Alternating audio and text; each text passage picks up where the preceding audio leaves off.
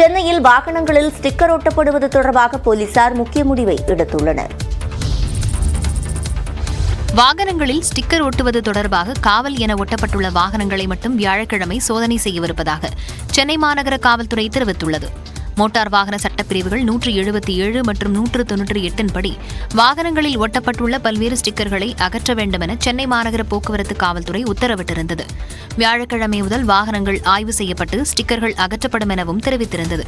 இந்நிலையில் முதற்கட்டமாக காவல், போலீஸ் என ஸ்டிக்கர் ஒட்டியுள்ள வாகனங்களை மட்டும் ஆய்வு செய்ய உயரதிகாரிகள் திட்டமிட்டுள்ளனர். வழக்கறிஞர்கள் வாகனங்களுக்கு பார் கவுன்சில் தரப்பில் வழங்கப்படும் ஸ்டிக்கர் பயன்படுத்துவதை தடுக்கக்கூடாது என தமிழ்நாடு மற்றும் புதுவை பார் கவுன்சில் சென்னை மாநகர காவல் ஆணையரிடம் வலியுறுத்தியுள்ளது.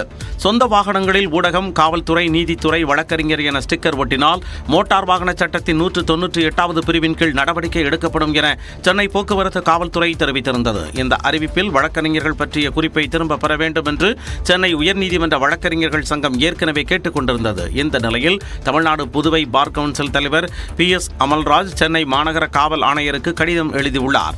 அக்கடிதத்தில் சென்னை உயர்நீதிமன்றத்தின் உத்தரவின் அடிப்படையில் போலி வழக்கறிஞர்களை தடுக்க வழக்கறிஞர்களுக்கு பார் கவுன்சில் சார்பில் ஸ்டிக்கர் வழங்கப்படுவதாக தெரிவித்துள்ளார். வாகனத்தின் பதிவு, காப்பீடு, வழக்கறிஞர் பதிவு ஆகிய ஆவணங்களின் அடிப்படையாக கொண்டு ஆய்வு செய்த பின்னரே ஸ்டிக்கர் வழங்கப்படுவதாகவும் அதில் சுட்டிக்காட்டியுள்ளார்.